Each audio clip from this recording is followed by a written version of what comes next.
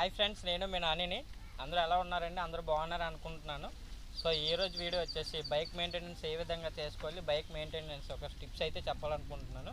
So ముందుగా మన channel నచ్చితే అందరూ సబ్స్క్రైబ్ చేయండి. సబ్స్క్రైబ్ చేయని వాళ్ళు ఎవరైతే ఉంటారో వాళ్ళు సబ్స్క్రైబ్ చేయండి.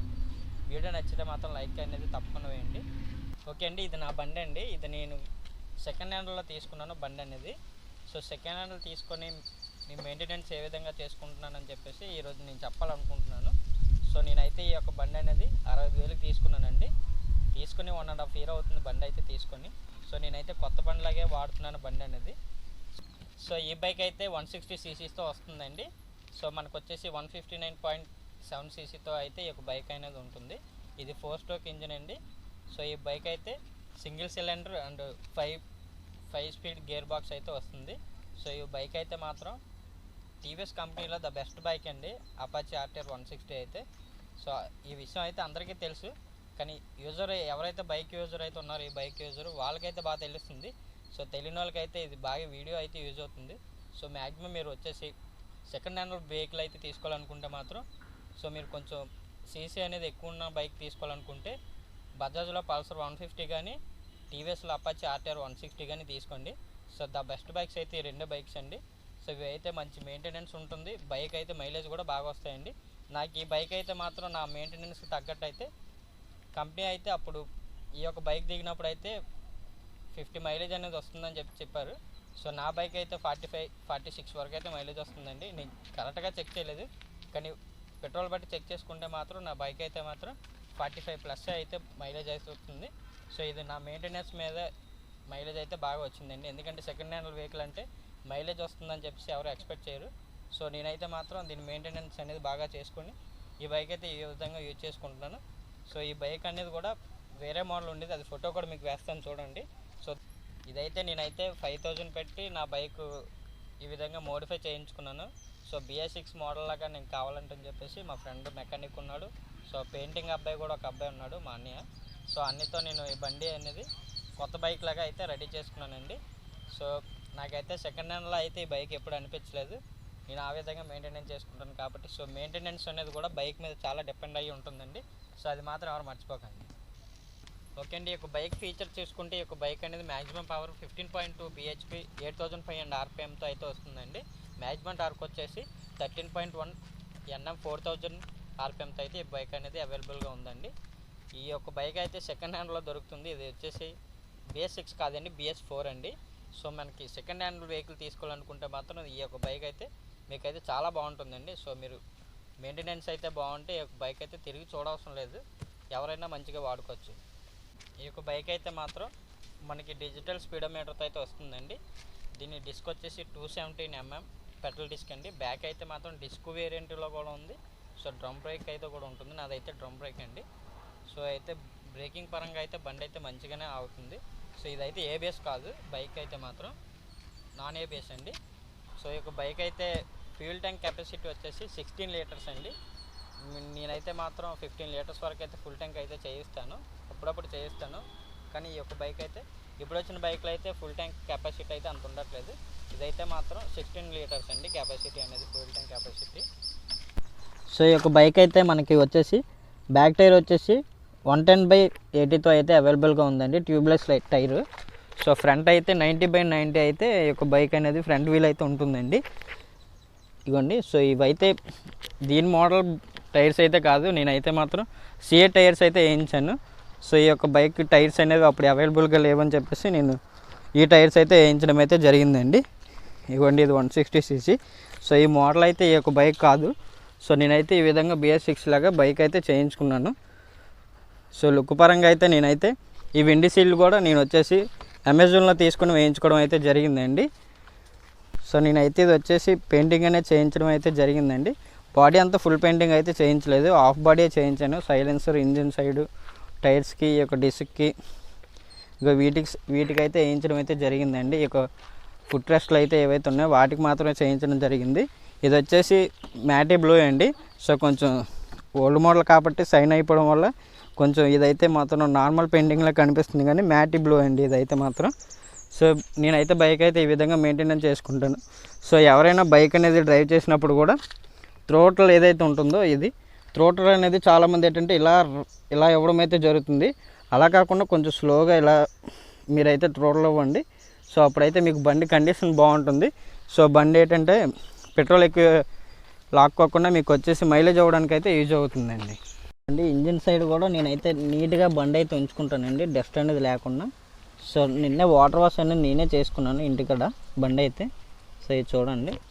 సో నేనైతే మాత్రం 2005-3000కి అయితే ఈ ఇంజిన్ ఆయిల్ అయితే మార్చడం అయితే జరుగుతుందండి. నేనైతే మాత్రం తక్కువకి అయితే మార్చను. మినిమం 2000 దాటితేనే నేను ఇంజిన్ ఆయిల్ అయితే మార్చుకుంటాను. ఇవ్వండి చైన్ లూబ్రికెంట్ కూడా నేనే నీట్గా క్లీన్ చేసుకుంటాను. సో ఈ విధంగా నేనైతే క్లీన్ చేసుకొని బండి అయితే ఉంచుకుంటానండి. సో టైర్లకు కూడా నేను ఎక్కువ మట్టి పట్టిన తుడుచుకుంటాను, లేదంటే బండి కడిగినప్పుడు దాంతో మన బట్టలు తోముకునే బ్రష్ అయితే ఏదైతే ఉంటుందో దాంతో అయితే క్లీన్గా టైర్లు అయితే దోమడం జరుగుతుందండి. సో వాటికి కూడా నేను నీట్గా ఉంచుకోవడం జరుగుతుంది. సో మట్టి అనేది ఎక్కువ ఉంటే మనకు వచ్చేసి సాఫ్ట్ రోడ్ల మీద అయితే బండి స్కిడ్ అయిపోయే అవకాశం అయితే ఉంటుంది.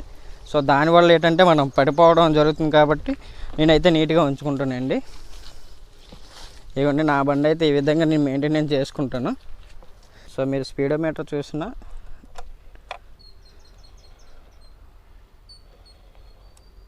బ్యాటరీ కండిషన్ అయితే చూడండి, బండి న్యూట్రల్లో ఉంది. సో ఇప్పుడు స్టార్ట్ చేసి చూపిస్తాను. చూసారా సెల్ఫీలు కనుక స్టార్ట్ అయిపోయింది. బీటింగ్ చూడండి ఒకసారి, బీటింగ్ రైట్ చేయి. ఇంకా ఇంకా ఇంకా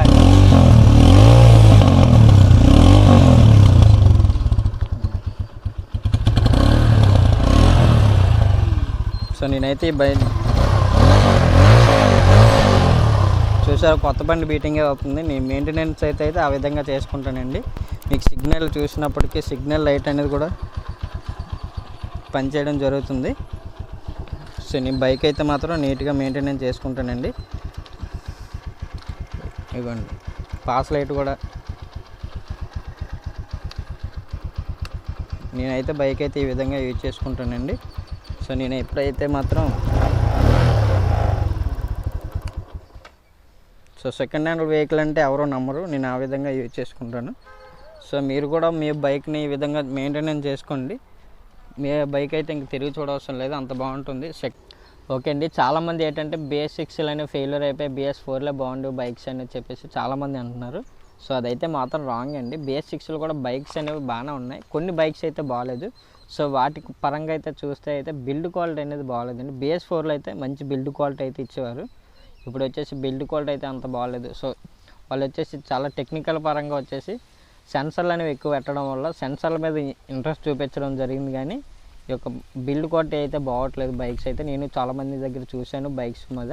సో BS4లో అయితే మంచి బిల్డ్ క్వాలిటీతో వచ్చేవి. మ్యాక్సిమం అయితే ఆ బైక్లు అనేవి అంత పడిపోయినా ఏమయ్యాయి కాదు. ఇప్పుడు BS6లో అయితే చిన్నది పడిపోయినా చాలా అది వచ్చేసి ఆ యొక్క పార్ట్ ఇరిగిపోవడం ఏదో జరుగుతుంది. సో దాని పరంగా అయితే బైక్స్ అయితే అంత బాగాలేదు, కానీ BS6లో అయితే పర్లేదు, కొన్ని బైక్స్ అయితే బాగానే ఉన్నాయి. సో మీరు బైక్ అనేది తీసుకునే ముందు సో యూట్యూబ్లో అయితే చాలా రివ్యూస్ ఉన్నాయి కాబట్టి రివ్యూస్ అయితే చూడండి. సో రివ్యూస్ చూడడం వల్ల ఏంటంటే మనకి బైక్ ఫీచర్స్ ఏంటి అనేది బాగా తెలుస్తుంది. సో ఆ బైక్లో ఫీచర్ ఏముంది అని చెప్పేసి కంపెనీ వాళ్ళు ఏం ప్రిఫర్ చేస్తున్నారని చెప్పేసి మనకు తెలుస్తుంది కాబట్టి ఈ యొక్క రివ్యూలు అయితే చూడండి. సో అదేవిధంగా అయితే మాత్రం మ్యాక్సిమం ఎక్కువ మీరు వచ్చేసి ఎవరైతే బైక్ యూజ్ చేస్తున్నారో వాళ్ళ దగ్గర కూడా ఓనర్షిప్ రివ్యూ అనేది తీసుకోండి. సో అప్పుడు మీరైతే మంచి బైక్ అనేది తీసుకునే అవకాశం అయితే ఉంటుంది కాబట్టి మీరు ఓనర్షిప్ రివ్యూలు కూడా చూడండి. సో దాన్ని మనం డెప్త్గా వెళ్ళి చూడాలనుకుంటే ఎవరైతే బైక్ అనేది యూజ్ చేసుకుంటారో ఓనర్షిప్ రివ్యూలు ఉంటాయి కదండి, ఓనర్షిప్ రివ్యూలు చూసి మాత్రం బైక్ అయితే తీసుకోండి.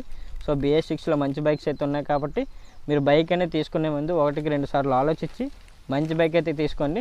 సో బైక్ అనేది మనం 2 రోజులు 3 రోజులు వాడేది కాదు కాబట్టి మనం కొన్ని సంవత్సరాలు అయితే వాడతాం కాబట్టి మంచి బైక్ అయితే తీసుకోండి.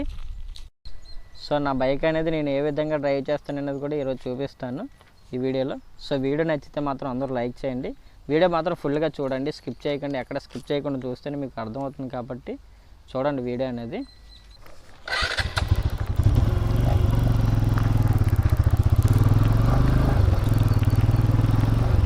సో బైక్ అయితే చూడండి, థ్రోటల్ చూడండి నేను ఎంత స్లో చేస్తున్నాను. చాలామంది ఇలా తిప్పేస్తారు. సో అలా తిప్పకుండా త్రోటల్ అయితే మాత్రం మీరు మెల్లిగా ఇచ్చుకుంటూ ఇలా వెళ్ళండి. బైక్ అయితే మాత్రం మీకు బాగుంటుంది, మంచి కండిషన్ ఉంటుంది.